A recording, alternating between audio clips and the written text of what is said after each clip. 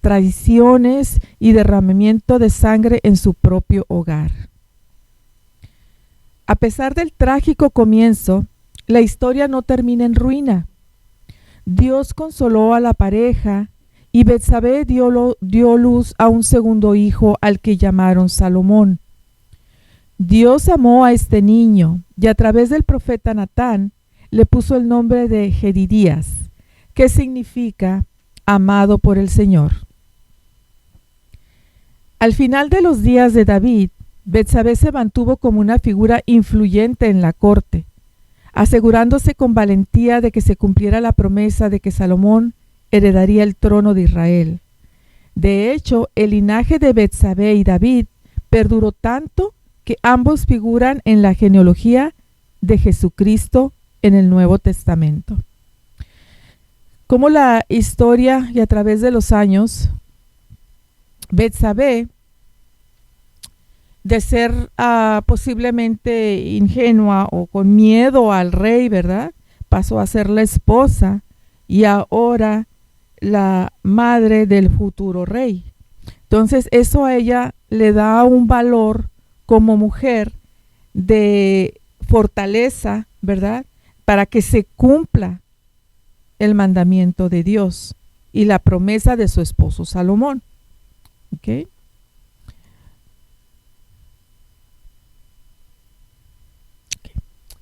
Aquí tenemos en Primera de Reyes 1, 15 al 18, dice, aprende a vivir con un líder. Entonces Betsabé entró en la habitación del rey.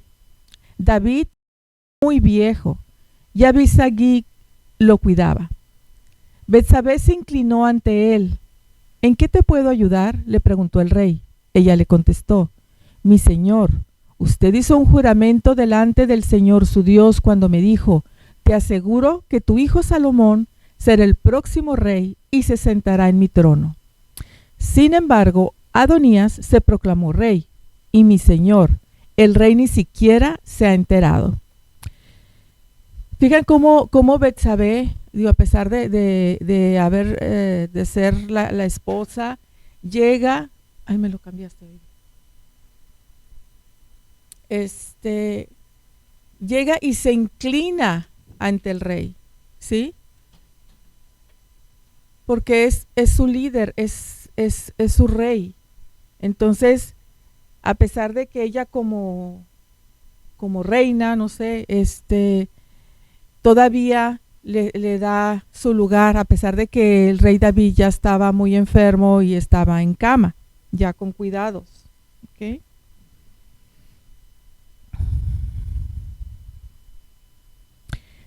En el versículo 15 menciona que David era muy anciano y que Abisagí lo cuidaba. Ella mantenía el calor corporal del rey debido a su mala circulación. Abisagí era parte del harem de David, entonces fue elegida para que cuidara al rey ya en sus últimos momentos.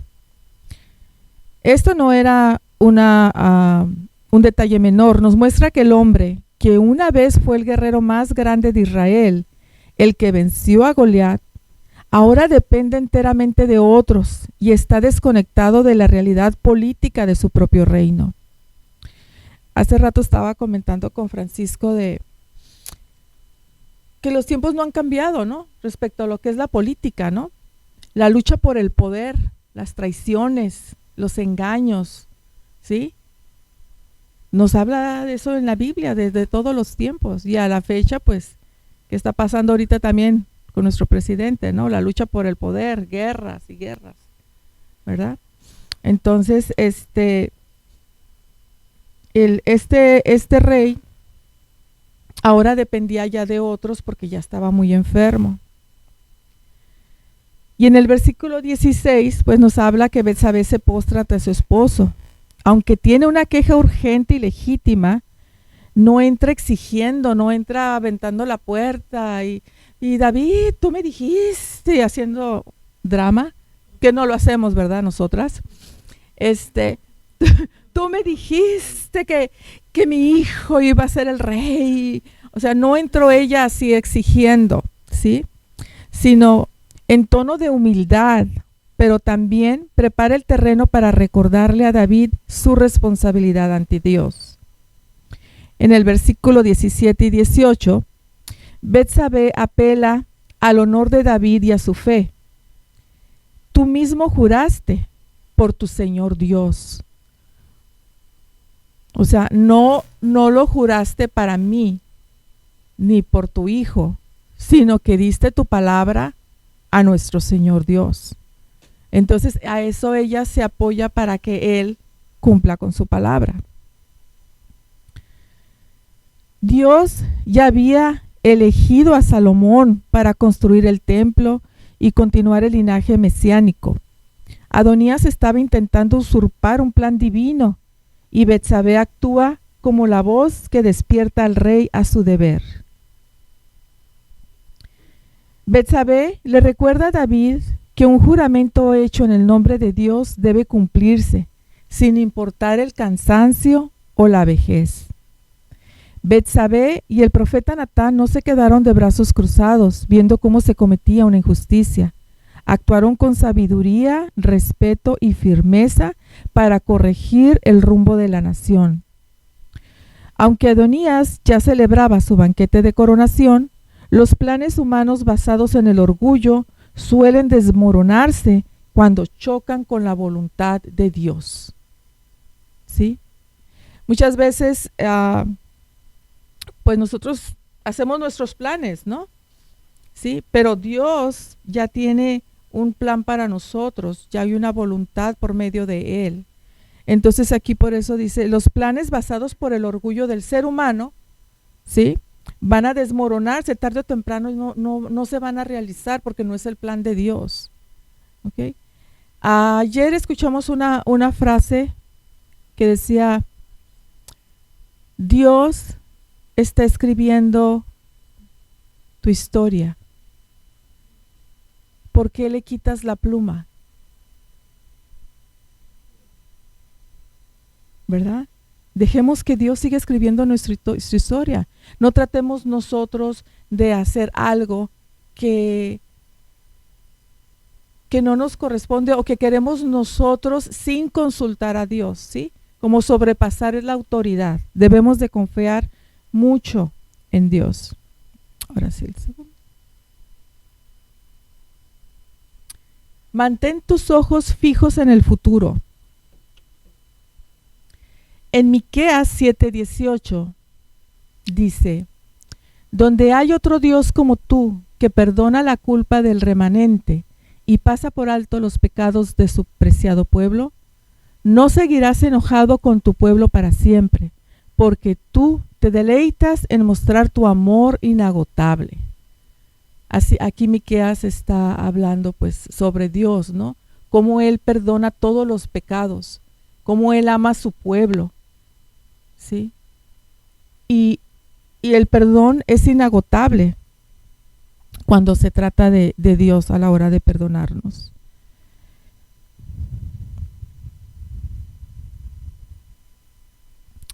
El versículo comienza con una pregunta retórica. ¿Dónde hay otro Dios como tú? En el hebreo original, esta frase es un juego de palabras directo con el nombre propio del profeta Miqueas. Significa ¿quién como Jehová? Al final de su libro, el profeta usa su propio nombre para resumir su mensaje. No hay ningún Dios en todo el universo que se compare al Dios de Israel, especialmente en su capacidad de perdonar. Definitivamente, ¿verdad? Porque ¿sabemos perdonar nosotros? ¿Realmente? Podemos decir, sí, te perdono. Pero sigue en nuestro corazón el dolor o lo que haya ocasionado, ¿no? Lo que haya ocasionado. Más sin embargo, Dios tiene esa capacidad no nada más de perdonar, sino de que agarrar ese pecado y echarlo al fondo del mar. Dios no es histórico. No es histórico. Sí. Eso te lo puedo asegurar que no. En el pensamiento bíblico, el perdón no es solo hacerse de la vista gorda. Miqueas utiliza palabras de un peso teológico enorme. Perdonar la maldad literalmente significa cargar o levantar. Retrata a Dios levantando el pesado fardo del pecado de los hombros del culpable para llevarlo Él mismo, como lo hizo Jesucristo con la cruz. Eso es como una metáfora, ¿no? O sea, Él iba cargando con todos nuestros pecados y Él los carga por nosotros. Cuando nosotros pedimos perdón a Dios, Él nos quita ese peso de encima y Él asume ese peso. Olvidar el pecado significa pasar por alto o cruzar al otro lado. Dios decide voluntariamente no detenerse a mirar la transgresión para enfocarse en la restauración de la persona. Fíjense qué bonito esto. O sea, Dios, tú hiciste un pecado, por ejemplo, ahora con David y Betsabé, no está con ellos de que ya los vi, ahí están otra vez y que quién sabe qué tanto, y ¿sí? No está encima de ellos recordando el pecado que han hecho, sino que se enfoca en restaurarte como persona. En cualquier pecado que estés o en cualquier vicios, ¿sí? Dios se enfoca en ayudarte, en restaurarte. Dios no está ofreciendo una licencia barata para pecar a todo el mundo. Sí, esto no se quiere decir, pues que acabo que Dios me va a perdonar, pues voy a hacer esto, ¿no? Y de una vez voy a hacer lo de mañana, pues para que ya me perdone lo de mañana, ¿verdad? Entonces, no, tampoco se trata de eso, ¿ok? Se refiere al remanente, es decir, aquellos que han pasado por la disciplina, han reconocido su error y regresan a Él con un corazón genuinamente arrepentido. Dios es misericordia. La palabra misericordia describe el amor incondicional, leal y de pacto que Dios le tiene a su pueblo. Miqueas nos enseña que el juicio y el enojo de Dios son temporales y necesarios para corregir, pero su estado natural, lo que verdaderamente le produce gozo y deleite, es mostrar su gracia. Dios no perdona de mala gana, le encanta hacerlo. Le encanta perdonar porque Él se goza con los arrepentimientos de todos nosotros en nuestros pecados. Muchas personas cargan con el peso de errores del pasado pensando que Dios los sigue mirando con ojos de juicio. En Miqueas 7:18 nos asegura que el carácter de Dios busca la reconciliación y hay arrepentimiento sincero. El enojo de Dios queda en el pasado. Como la historia de David y Betsabé que estamos viendo, ¿no? O sea, Dios se molestó por lo que hicieron, estaba desilusionado de David, mas sin embargo no le duró todo ese tiempo a Dios guardar ese rencor, ¿no? O esa desilusión. Cuando vio que David estaba arrepentido después de que el sabio Natán le expuso eso de las ovejas y le dijo, tú eres ese hombre. Él como que fue una bomba y dijo, sí pequé, o sea, yo como que no le había caído el 20 todavía, ¿no? De lo que había pasado, ¿no? Entonces, Dios sintió realmente en su corazón su arrepentimiento. Si Dios, siendo el ofendido, encuentra su mayor gozo en otorgar misericordia y pasar por alto la ofensa, nosotros estamos llamados a reflejar ese mismo carácter en nuestras relaciones humanas, abandonando el rencor y eligiendo perdonar. Lo decimos en nuestra oración del Padre Nuestro, ¿verdad? Perdona nuestras ofensas, como nosotros también perdonamos a los que nos ofenden, ¿verdad?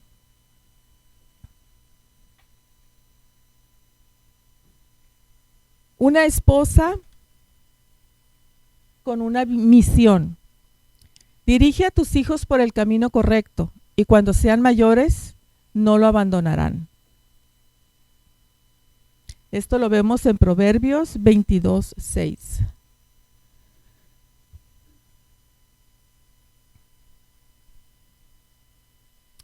Sin duda, uno de los versículos más citados de la Biblia sobre la crianza y la familia. Pero también es uno de los que más se llega a malinterpretar si no se analiza con cuidado el lenguaje original. Fíjense, dice, instruye o dirige a tus hijos por el camino. Educar a un niño no consiste en meterle información a la fuerza. Significa crearle un apetito por las cosas buenas, la sabiduría y los valores espirituales a través del ejemplo diario.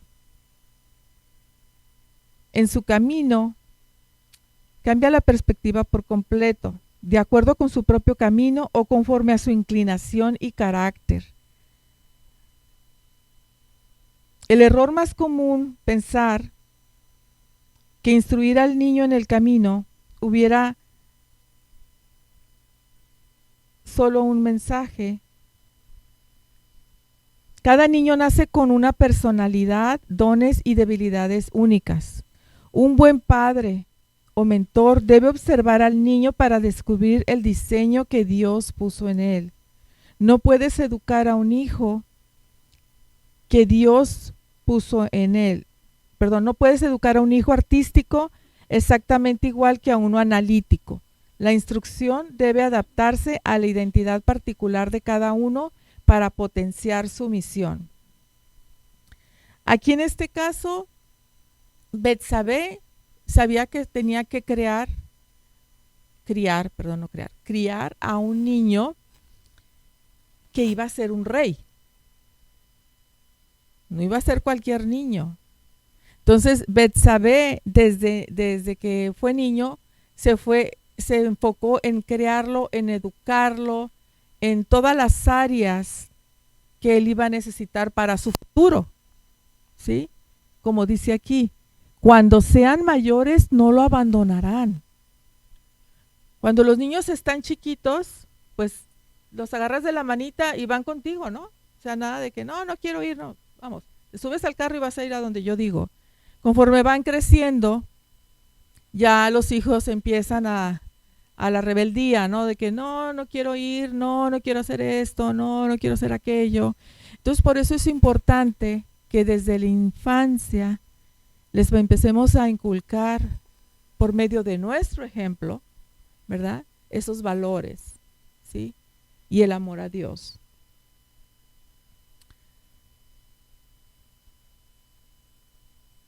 Dice, hay una metáfora natural. Es muy fácil enderezar o moldear un brote verde y joven, pero una vez que el árbol crece, su tronco se vuelve rígido. Lo que se siembra profundamente en el corazón durante la infancia se convierte en la base automática de las decisiones de la adultez. Muchos padres piadosos sufren una gran culpa cuando sus hijos adultos toman caminos destructivos, pensando que fallaron en la instrucción. Sin embargo, la Biblia también defiende firmemente el libre albedrío.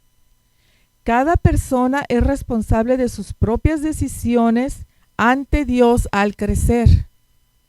Esto lo vemos en Proverbios 22:6. Te dice cuál es la ley de la probabilidad y la siembra.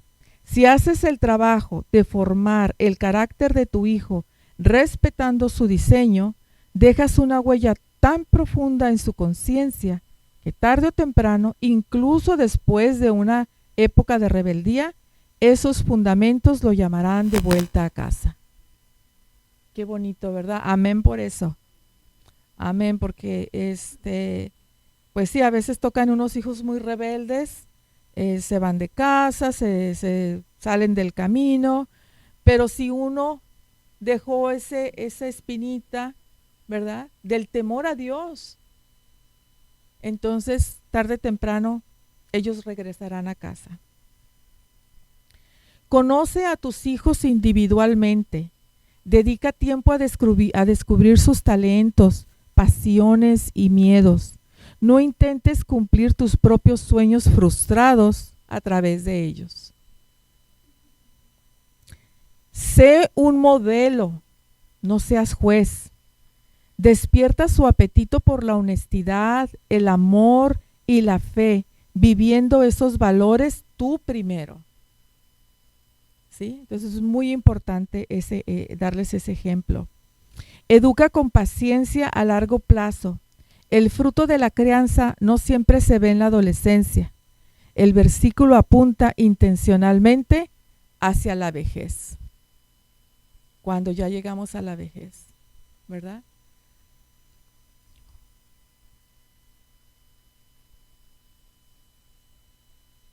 El recato es indispensable. Una tarde, ya sabemos que era en primavera, después del descanso de mediodía, David se levantó de la cama y subió a caminar por la azotea del palacio. Mientras miraba hacia la ciudad, vio una mujer de belleza singular que estaba bañándose. En 2 de Samuel 11:2.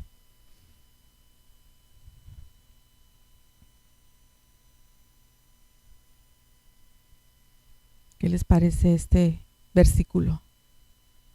Y luego nos habla de el recato que tenemos que tener las mujeres. ¿Por qué? ¿Por qué creen ustedes que nos habla sobre el recato? Precisamente para no caer ella se estaba exhibiendo, ¿verdad? Cualquier hombre pudo haber pasado y verla nada más, pero en esta ocasión le tocó al rey. Y al rey le gustó y dijo, tráiganmela para acá. Entonces, habla sobre el recato de la mujer, pues que vistamos apropiadamente, ¿verdad? No estarnos exhibiendo, ¿sí? Entonces, dice aquí, para comprender el peso de este momento hay que analizar la secuencia de las acciones que hubo en aquella época, ¿verdad? David estaba ocioso y fuera de su lugar de responsabilidad, porque recuerden que no fue a la guerra. Ese día decidió él, no, me voy a quedar aquí a descansar y que se vayan los demás, ¿no? Antes siempre iba el rey enfrente de todos los soldados, ¿no?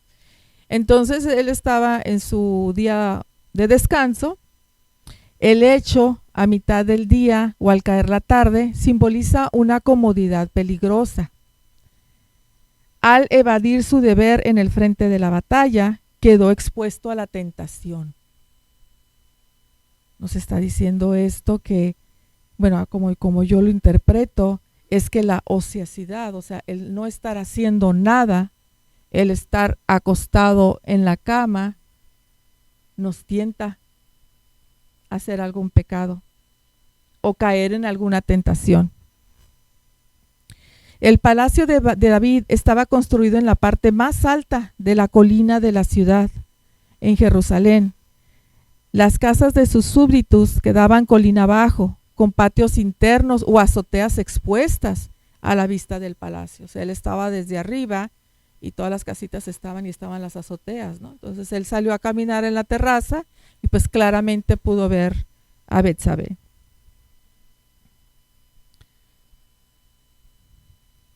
El problema no fue mirar por accidente a Betsabé mientras se purificaba, un baño ritual de limpieza común en aquella época, sino lo que hizo después con esa mirada. Porque pues se te puede torcer el ojo de vez en cuando, ¿no? Pero mientras, sí, pero mientras regrese para acá, ¿verdad? O sea, no darle rienda suelta a la imaginación, ¿verdad? No darle rienda suelta. La narrativa bíblica aquí es rápida pero incisiva. Muestra la clásica progresión del pecado, el descuido, no estar donde debería estar, el contacto visual, ver algo por sorpresa, esto aún no es pecado. La contemplación fija, quedarse mirando y evaluar que era muy hermosa. O sea, ahí ya la barrió, como dicen. ¿Ya? La acción, averiguar quién era y usar su poder real para tomarla. O sea, ahí fue incrementando su pecado, ¿verdad? David, el hombre que compuso salmos alabando la ley de Dios, permitió que sus ojos gobernaran su corazón, olvidando la autodisciplina que lo había caracterizado en sus años de juventud cuando huía de Saúl. Entonces aquí regresamos a lo mismo, el peligro de la ociosidad, el peligro de no estar haciendo nada. El abandono de nuestras responsabilidades cotidianas suele dejar la mente vulnerable a pensamientos y deseos destructivos. El dicho popular, la ociosidad es la madre de todos los vicios. ¿Lo han escuchado este dicho? Tiene un fuerte respaldo en este pasaje. Punto muy importante, cuidar las ventanas del alma. La mirada fija alimenta el deseo. El pasaje enseña la importancia de poner límites a lo que decidimos contemplar de manera deliberada. Por eso hace rato dije, a lo mejor de repente se le tuerza un ojito, pero luego lo regresa. ¿Sí? O sea, luego inmediatamente, pero y sobre todo después de un pellizcón. Nadie está exento. Todos somos humanos, todos cometemos errores y Dios lo sabe, por eso es que nos perdona. Si el rey David, un hombre conforme al corazón de Dios, recuerden que así es como conocido él, ¿no? David fue un hombre conforme al corazón de Dios, cayó debido a un momento de descuido y arrogancia. Es un recordatorio de cualquier persona, sin importar su madurez espiritual o éxito, puede caer si se confía. ¿Verdad? Entonces debemos de mantenernos firmes en nuestra fe en Dios, en el propósito que tiene Dios para nuestra vida, ¿verdad? Entonces, como resumen, mujeres, seamos recatadas, ¿verdad? Para que no otro hombre nos voltee a ver y luego salga nuestro héroe y ¿qué le ves? ¿Qué le ves? Los hijos, inculcarles, ¿verdad? Los valores, muy importante, porque estamos preparando a los hijos como no para el próximo año, no lo estamos preparando para cuando vaya a la preparatoria o a la universidad. Estamos preparando a nuestros hijos para su vejez. Porque en algún momento, como son humanos, pueden llegar a caer en algún vicio, ¿verdad? Pero sabemos que cuando menos les dimos nuestros valores y tarde o temprano tenemos fe de que ellos van a regresar a la casa, ¿verdad? Entonces, esos son las lecciones que Betsabé yo interpreté en lo personal, que nos está dejando a nosotras las esposas, ¿no? Que cometió un pecado, se arrepintió, ¿verdad? Pero educó a un rey muy, muy sabio, Salomón, ¿verdad? Entonces, pues es una historia muy bonita. Hay mucha tragedia, pero como les decía, esta historia se va a quedar cortita con las novelas. Digo, las novelas se quedan cortitas con esta historia a veces, ¿no? Con la vida real. Pero sí es importante que pidamos perdón, que reconozcamos en nuestros corazones cuando cometemos un pecado, ¿verdad? Para que Dios nos perdone y nos pueda restaurar como humanos, ¿verdad? Bueno, ahora le cedo el micrófono a mi esposo para que continúe. Ya después de regañado, ¿verdad? Bueno, chicos.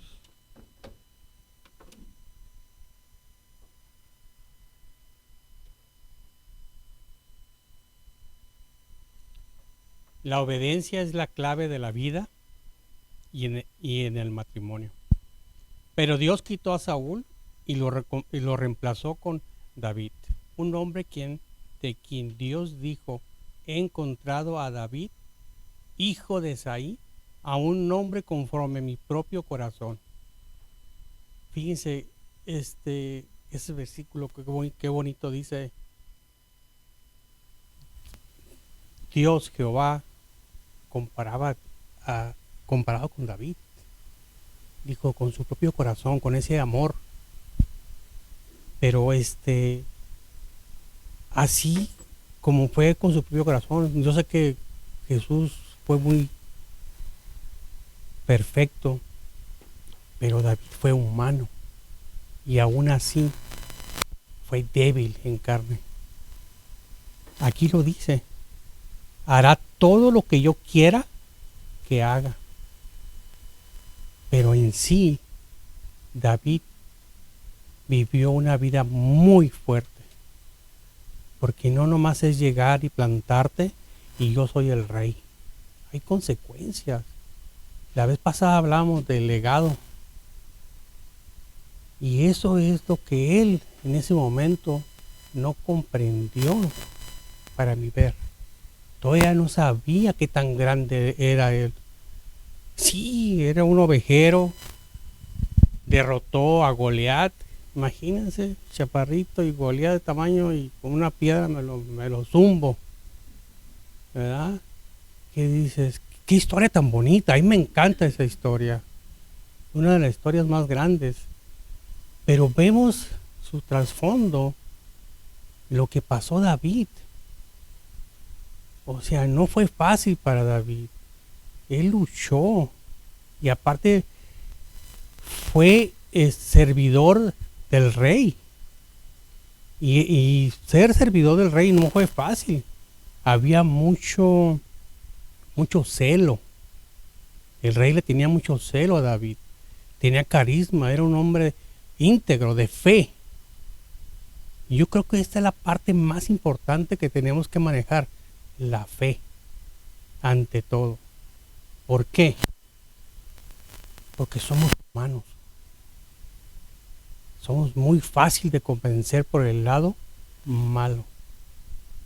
Como dijo mi esposa hace rato, se nos van los ojos, o queremos pecar sin querer. Pero para eso está Dios, para eso estamos en esto, para seguir el camino que nos están enseñando a caminar.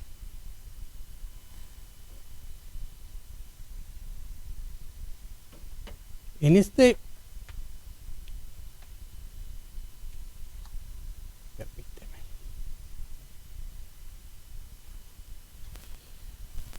Mira solo a tu esposa.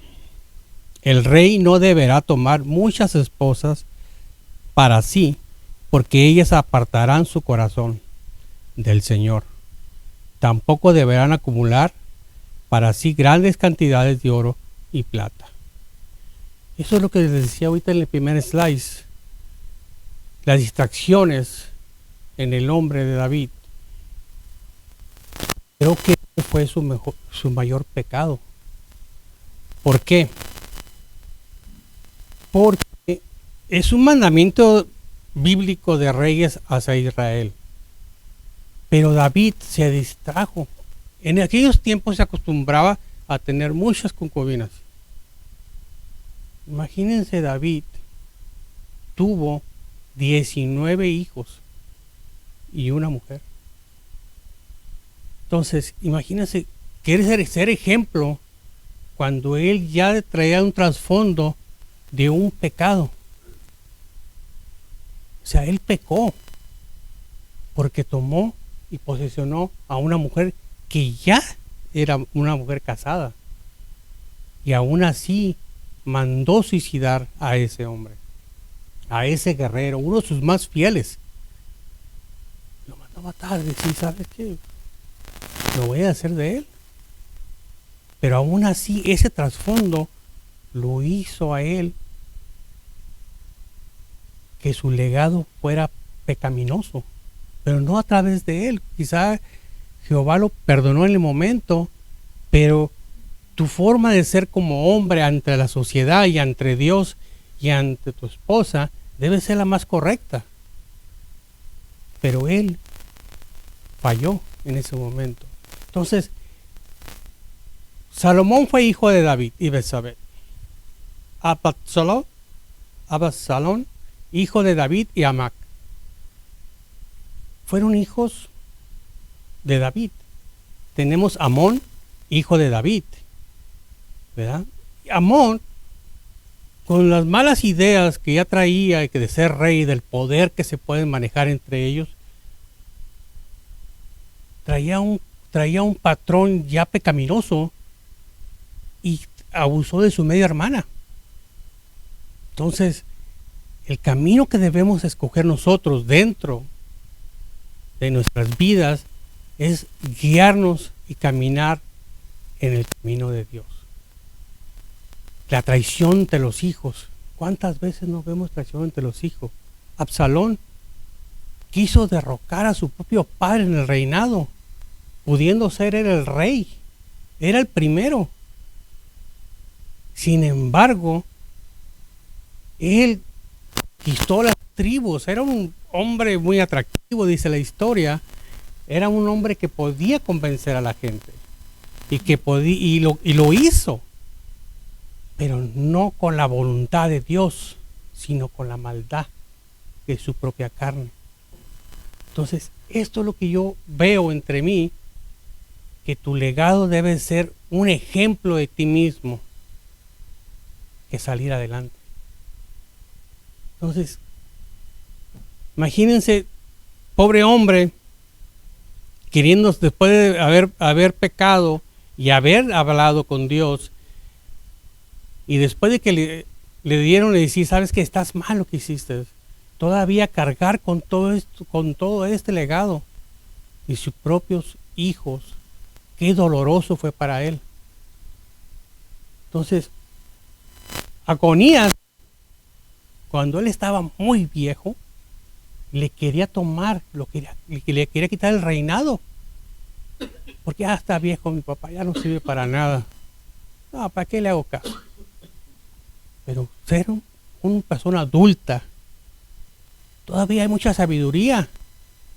Entonces él prometió poner a Saúl en su reinado porque sabía que estaba preparado, porque te venía instruido de su pecado. Dios lo perdonó y le dio a Salomón. Le quitó uno por su pecado. Entonces, el caminar tiene sus consecuencias.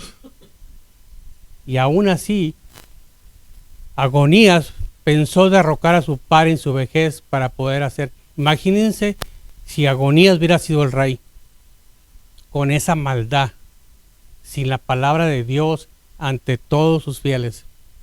No hubiera podido ser un buen rey. ¿Por qué? Porque iba a destruir. Aquí se trata de la fe del hombre.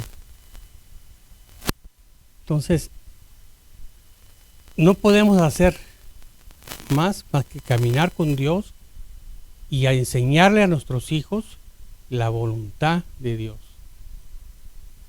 Caminar, pedir perdón.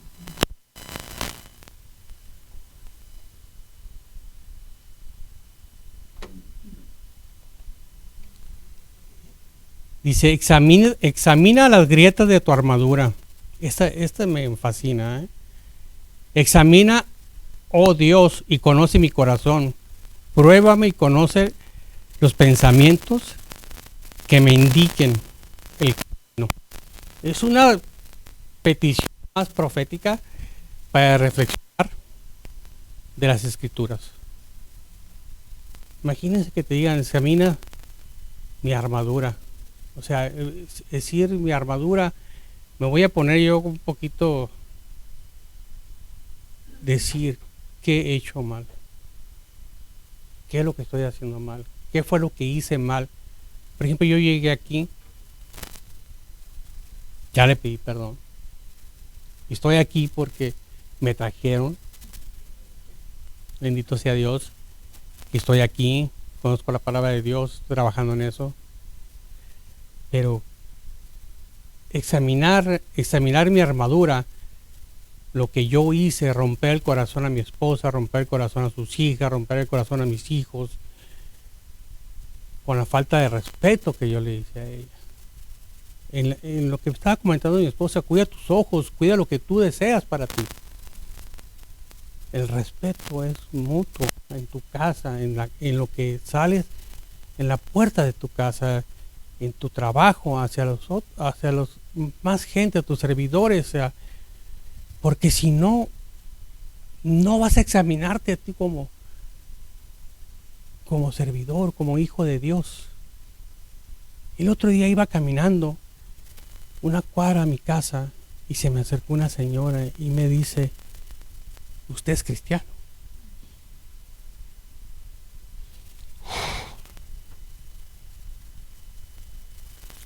Perdón. Me quedé pasmado. ¿Por qué me quedé pasmado? Porque yo a la señora no la conozco. Y me dijo: ¿usted es cristiano? Y le dije: sí, tengo poco de ser cristiano. Pero ¿usted cómo lo sabe? ¿Por qué? Porque las pocas veces que lo he visto, lo siento, estoy en su corazón. Y para mí fue grande. La vez pasada que yo estaba aquí, yo sentía conformidad conmigo mismo y yo decía un deseo, y ¿sabes qué? Voy a hablar con Jorge y voy a decir que ya no quiero hacer esto. Pero en lo que yo estaba pensando, se me vino así, no sé, ya le tengo miedo a mi teléfono. Se me vino un versículo en mi teléfono, Jeremías 33:3. Dijo, y lo leí, y dijo: la voluntad de Dios y la oración está contigo. Yo lo entendí así, estás por algo. No llegué de la nada. Entonces estoy aquí para servir a mi esposa, a mis hijos, a mi congregación, en lo que yo más pueda, como lo pueda hacer. Entonces, soy sincero. Yo dije: no, pues voy a hablar con Jorge y decir: no puedo hacer esto ya más. Pero no, al contrario, estoy aquí para servir. Entonces, esa es una de las grandes cosas que he aprendido ahorita. Creo que esta clase es la que menos vengo relajado.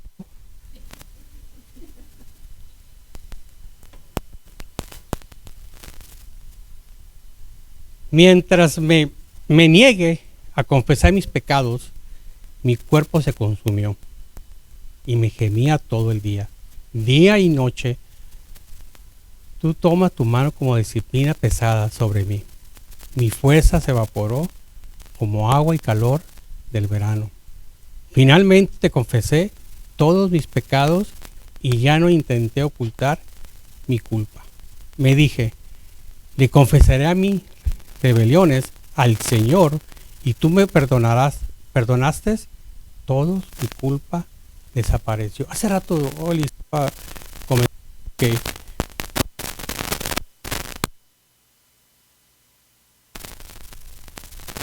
dice: vamos a pecar, acabo que voy al servicio del domingo y me va a perdonar. Pero no se trata de eso. Se trata de que, y créanme, como ser humano a veces dice: es muy fácil, voy a pecar, y hasta el cuello se me torció, ¿verdad? Sí, ya tengo como 3 terapias. Pero eso es parte, es cierto, la carne es débil, pero estamos aquí. Es cuando cuando mi pastor dice, te pone tu aceitito y dice: ¿sabes qué? Pues aquí estás en infusión. Acuérdate de eso todos los días. No hagas esto que no te gustaría que te hicieran. Entonces, esa es una de las palabras que yo estoy manejando ahorita. No hagas nada que no te gustaría que te hicieran. Entonces, esa es una de las cosas. Les voy a contar una anécdota. Ella no se dio cuenta. Fuimos a Santa Rosalía por un trámite. Y iba caminando hacia enfrente. Yo iba atrás. En una mesa de enfrente había 3 tipos. Pasó mi esposa. Y uno de ellos, dijo una leperada. Dijo, ¡uy! Y yo entre mí dije, wow, qué mal se ve. O sea, elogiar a una mujer que no es la tuya. Pero entre mí dije, es la mía, dije, gracias a Dios. Ya me le tiraron un piropo, ¿verdad? Y yo me quedé concentrado. O sea, no nos gustaría hacer lo que otras personas, por lo menos se fue grotesco, fue grosero para mí en el momento.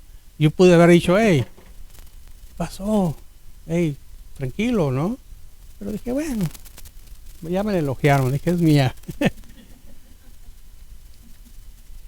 En versículo 1, primero de Juan 1:9, si confesamos nuestros pecados, es fiel y justo para perdonar nuestros pecados y limpiamos toda maldad.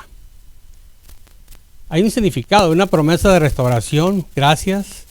Nos enseña que cuando reconocemos y admitimos nuestra falta ante Dios, se considera, Él no solo se otorga el perdón, sino que también purifica completamente el alma. ¿Cuántos de nosotros nos sentimos pecaminosos a veces cuando nos peleamos con nuestros esposos? O nuestras esposas. O cuando no me da lonche. Cuando se voltea contra la pared y no quiere hablar contigo, ¿verdad? Medio tortúquiles. Esa es parte del perdón.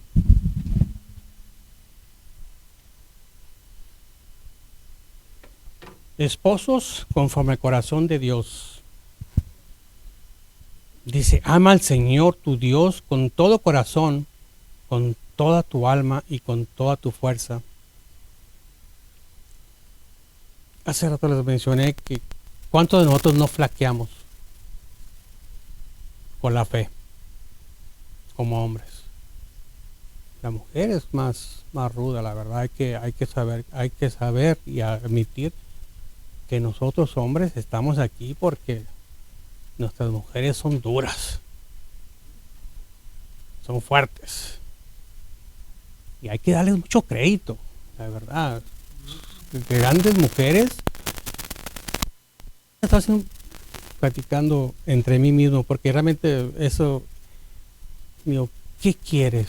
¿Una mujer sumisa o una mujer con carácter fuerte?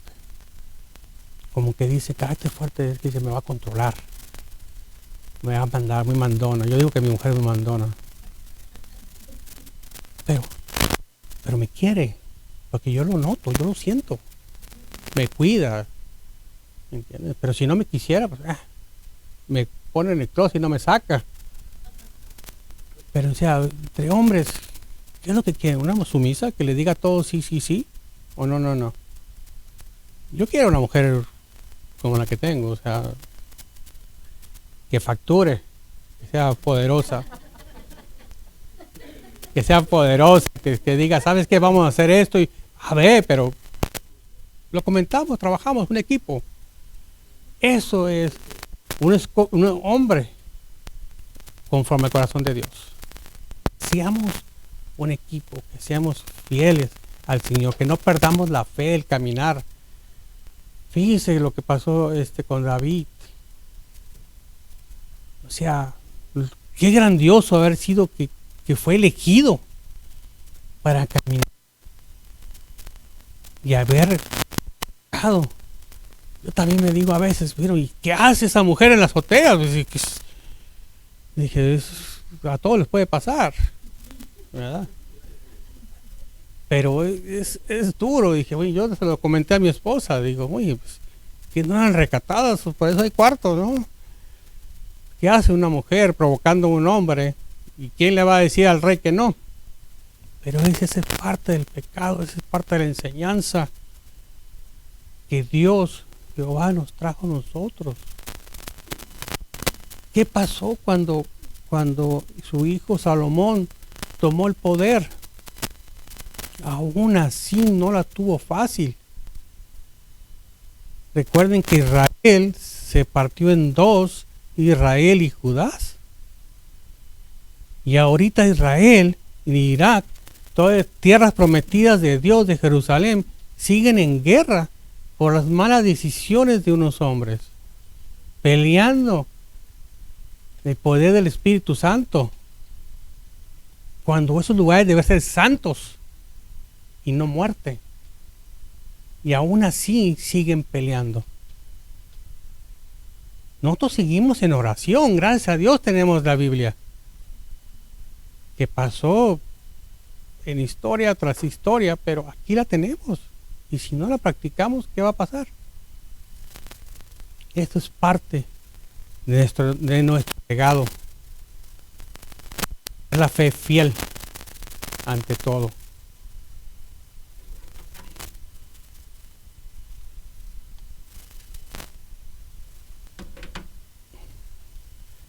Aquí hay un versículo que a mí me encantó. Gálatas 6, 7, 8. Dice, no se engañen de Dios. Nadie se burla de cada uno. Sus cosechas, lo que siembras. El que siembra para agradar a su carne, de esa misma carne cosechará destrucción. ¿Qué fue lo que hizo nuestro rey David? Él pecó en su carne y no voy a decir que sus 19 hijos fueron malos, creo que 4 más de ellos fueron las ovejas negras. Todos tenemos una oveja negra en familia, que en paz descanse, yo tengo uno, pero también fue algo que nos sirvió para salir adelante los demás. Entonces, dice la destrucción. Dice, el que siembra para agradar al Espíritu Santo cosechará vida. Nos recuerdo que nadie puede engañar a Dios viviendo en una doble vida. Nadie puede engañar a Dios. No podemos tener doble vida. ¿Somos sinceros o no somos sinceros con Dios? ¿Entiende? A Dios viviendo en una doble vida, así como en la agricultura, en la vida moral y espiritual, los resultados son inevitables. Sembrar para la carne significa vivir con pleasiones de deseos. Es lo que practicábamos hace un momento. Vivir para la carne, no vivimos para la carne. Aquí estamos egoístas, terrenales, pecaminosos. El resultado del estilo de vida es corrupción, destrucción. Sembrar para el Espíritu Santo implica tomar decisiones que agraden a Dios, guiados por el Espíritu Santo, que resulta una cosecha de vida eterna. ¿Quién no quiere vida eterna? Todos una vida eterna. Queremos que nuestros hijos salgan adelante. Yo no dejo de orar ahorita. Yo sigo orando. Mi deseo es que vengan mis hijos a esta congregación. Mis hijos que vengan, mi corazón está agradecido. Yo sé que, papá, no me cuentes tu historia. Me dijo mi hijo, tú no me hables de esto. Tú estás yendo porque estás lidiando con tus pecados. Y me quedé, bueno, vamos a tomarlo de esa manera, ¿verdad? Pero mi deseo es de que uno de ellos nos acompañe a esta congregación, que conozca la palabra de Dios, conozca la fe, y conozca lo que es el matrimonio, y que cuide de su familia conforme a la vida de Dios en el caminar. Hombres, somos los líderes de nuestra casa, pero también tenemos una gran mujer a un lado. Hay que cuidarla, porque si no va a venir alguien más y le va a endulzar el oído. Nosotros somos los que debemos de cuidar nuestra familia en todo momento y no descuidar.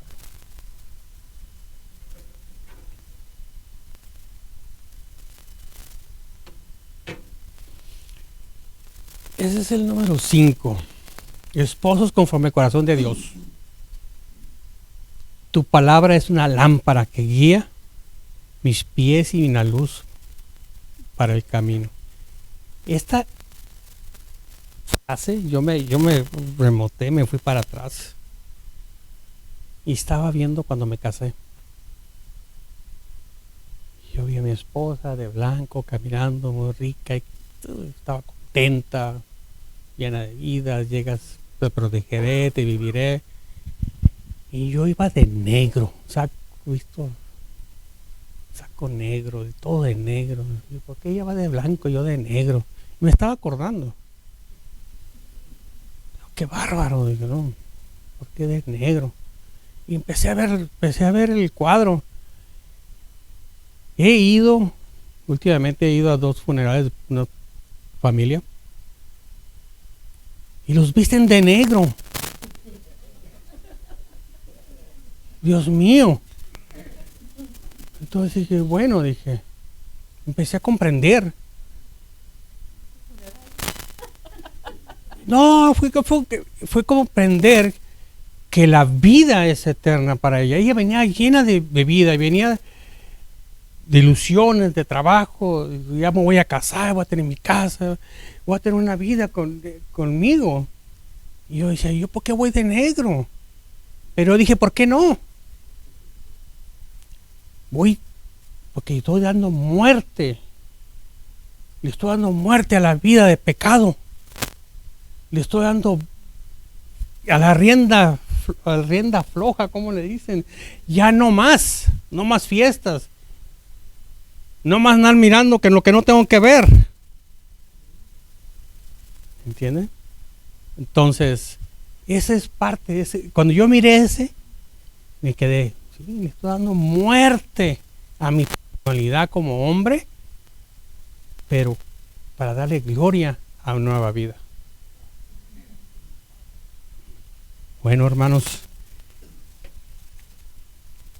esta es una pareja con el corazón de Dios.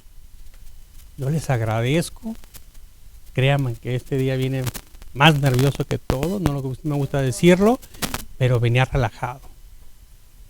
Porque esta vida de Betsabé y David nos da mucho que enseñar. No termina aquí.